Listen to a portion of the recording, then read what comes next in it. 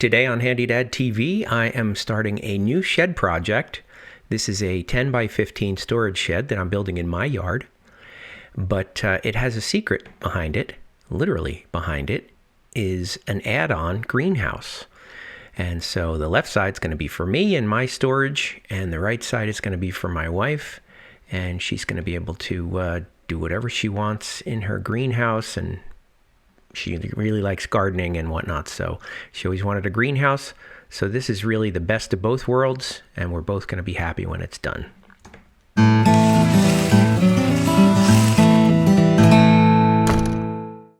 Now, originally I designed it with the door centered on the shed and no window, but I thought for ventilation, it might be better to have a window on the shed as well. So I took the door and I stuck it to the side and added a little window here.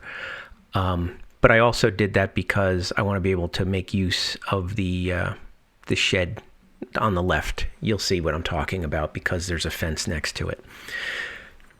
Now you can see I have windows all the way around the greenhouse, but I didn't put any other windows in the shed itself, and that's because in my yard, that backs up against the fence. So I really didn't need to see anything else. So phase 1 is to build the shed itself, and that's what I started working on. Phase 2 is to add the greenhouse, and then phase 3 is actually going to be to put a little patio and a pergola above it. So that's really going to be such a cute design with a little pergola.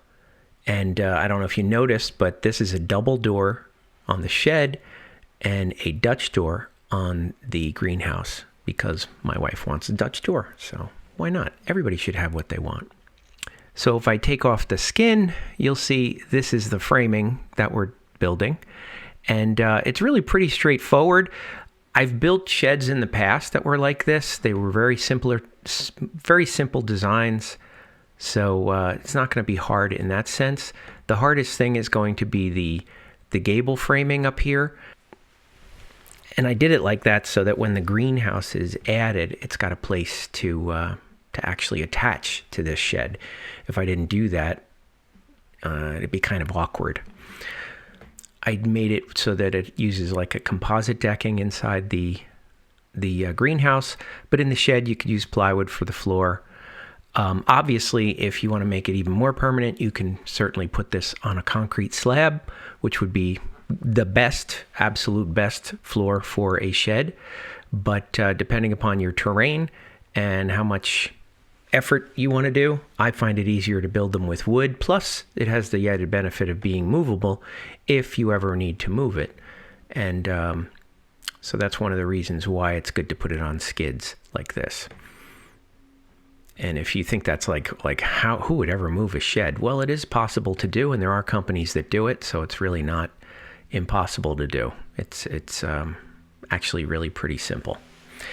Of course, I'm going to have the greenhouse is going to be attached, but I will make that removable just in case I do decide I want to move the shed at some point. Or sell it, you never know.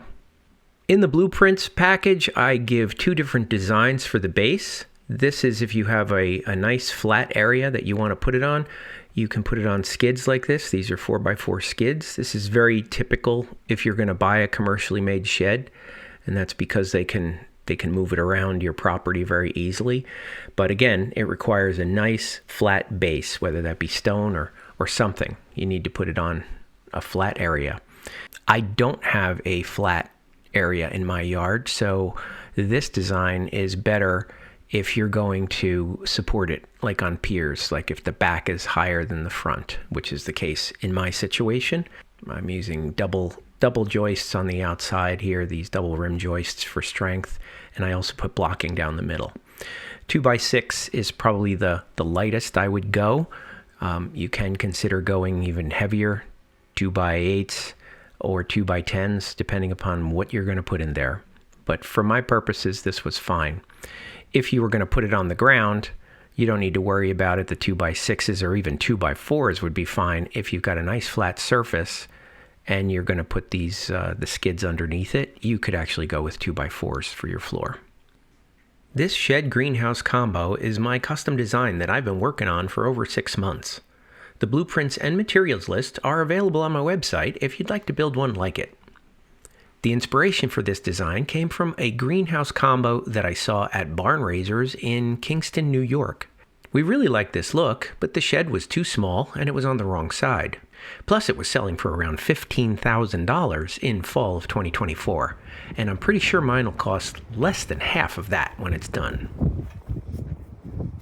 I moved into this house in January 2024, and I immediately knew that I wanted to build a shed in the corner of the backyard close to the driveway. The trouble is, since it's a corner lot, my town says outbuildings should be directly behind the footprint of the house. So this may become an issue when we sell the house down the road, and that's why I didn't want to use a concrete base, because I wanted to make sure the shed was movable. I started by cutting the rim joist to length, which was around 15 feet long. With the added overhang on the front gable, I wanted to keep the roof and the ridge length within 16 feet. Joist hangers are completely optional on a shed, especially if you install it on a flat surface with 4x4 skids. But I was building mine on an uneven surface and working alone at this point, so I installed joist hangers to act like a second pair of hands. Next, I put those rim joists roughly in place to get the lay of the land to determine the highest corner so I could level the frame. Alright, you can see that I have, it's up on blocks and it is level. So put it on 2 blocks in the back, and that is dead on. And so are the sides, really pretty good. This was the highest spot, so that's the one I had to dig down the most. I didn't want to bury it. I just wanted it slightly below the surface, which I'll just scrape off this grass where I need to. Over here, I did run into an obstruction. I mean, not only is the electric wire there that I dug that in the fall, but there's also, you can't see it right now. Hopefully right there. You might be able to see it. There is a sprinkler line down there. So I didn't want to put my block, I wanted to originally put the block here, but because of that sprinkler line, I did not want the block on top of a sprinkler line. So that's why I moved it. And this one is the only one that I need to put a little bit of spacer. I had to dig down deeper to get to hard soil, and a full block isn't going to do it, to put it on 2 blocks, so it was easier to just put it on a block of wood. But this one is down good. That one is up a little bit. And then over here, we got these on 2 in the back. And I know it doesn't look level because the fence goes with the ground, but trust me, this is level.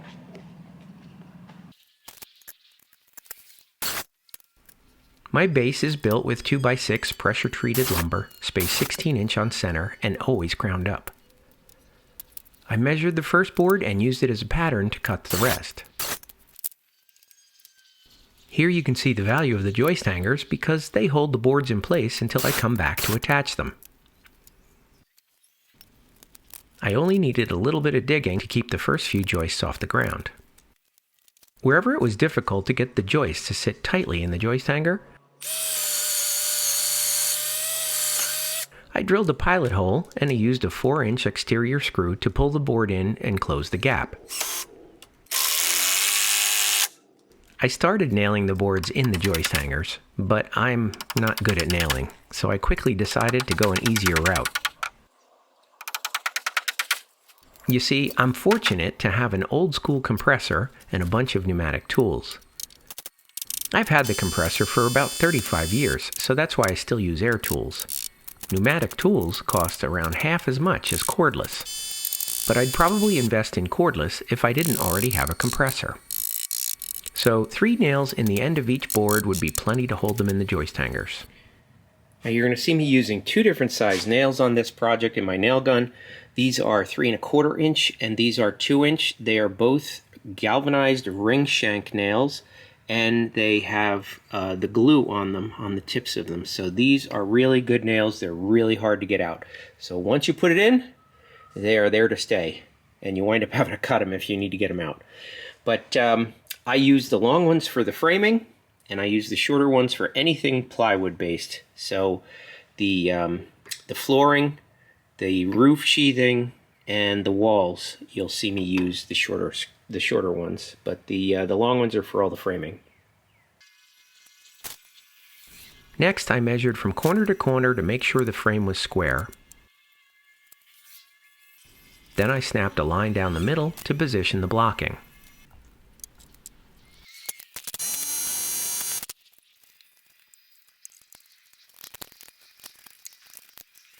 The frame will be much sturdier after the double rim joists and sheathing are installed on the walls, but I decided to add another support block in the middle of the span just to prevent it from flexing.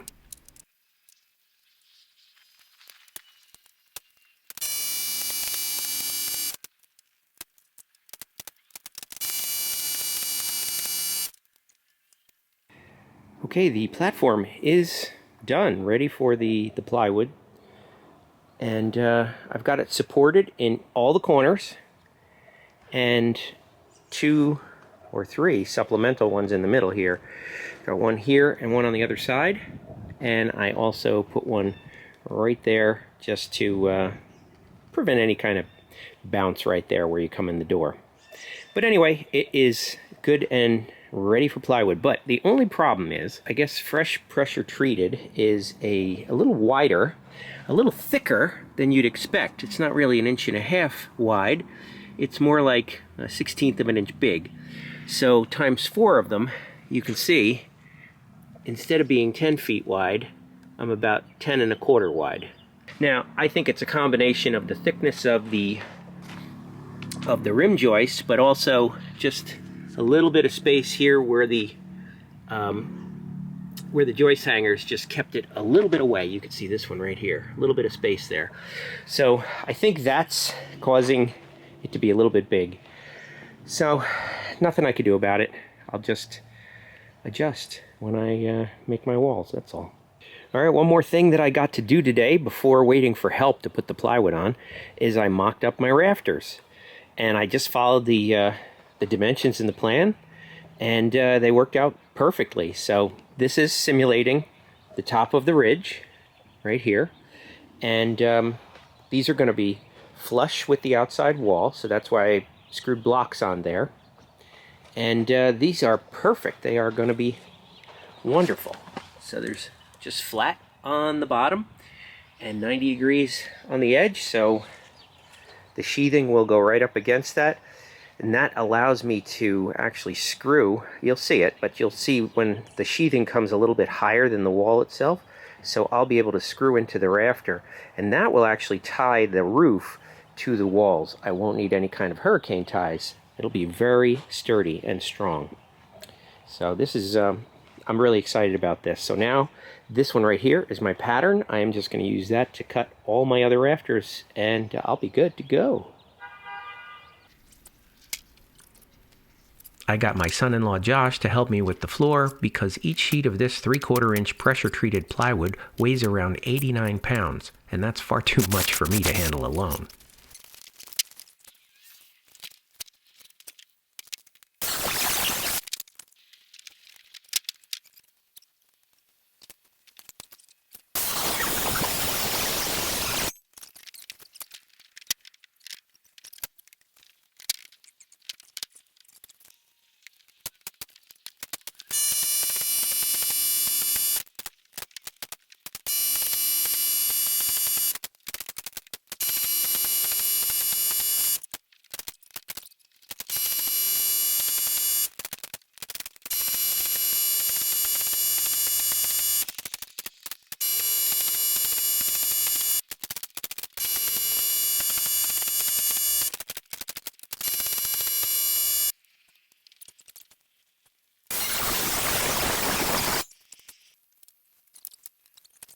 The side walls start with 15-foot 2x4s for the top and bottom plates.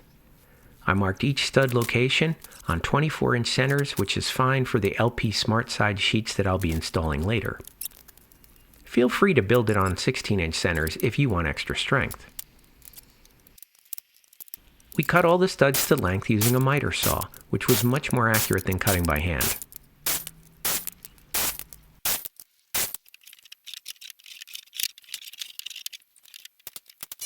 The walls go together quickly with a nail gun, with 2 nails into each stud through the top and bottom plates.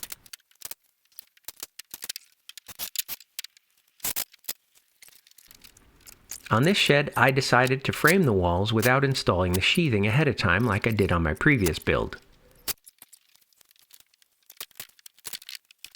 Framing definitely goes a lot quicker this way, but we'll see how the effort compares when I have to install the sheathing later. Alright, when I like to do the top and bottom plates, that's for the short wall that we have these two right here. I find the middle because that's where there's going to be a stud, and I always mark the center of the stud. Sometimes people mark to the left or the right side.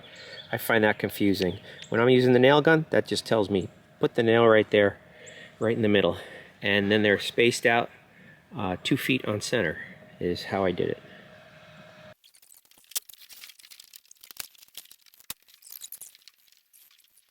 Although it's not really a load-bearing wall, it's always a good idea to put a header over a doorway.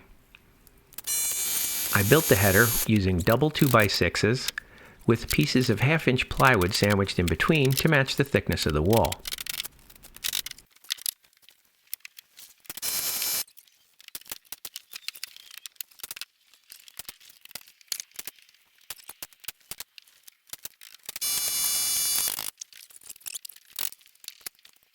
I also added a couple of horizontal pieces to frame the window.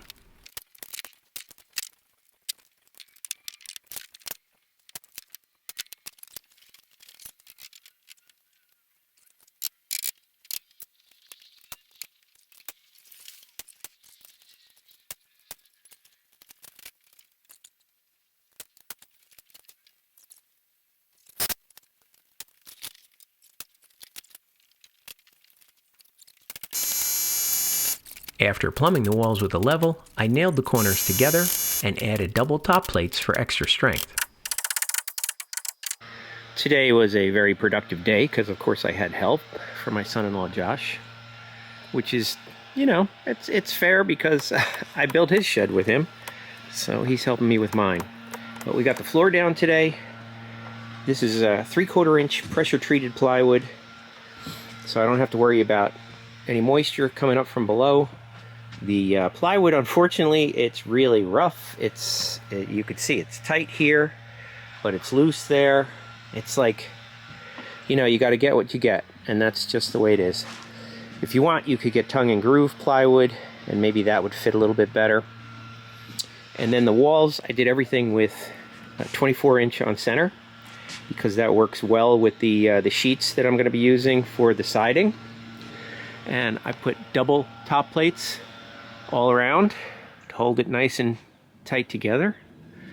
And the only window I'm going to have in here is the front, as well as in the doors. I'm going to put transom windows in the doors, but this one's going to be one that opens. So I'll have this opens, and I'll put a vent in the gables. At least in the back, I'll put one in the back. But yeah, door, it's a 60-inch wide door.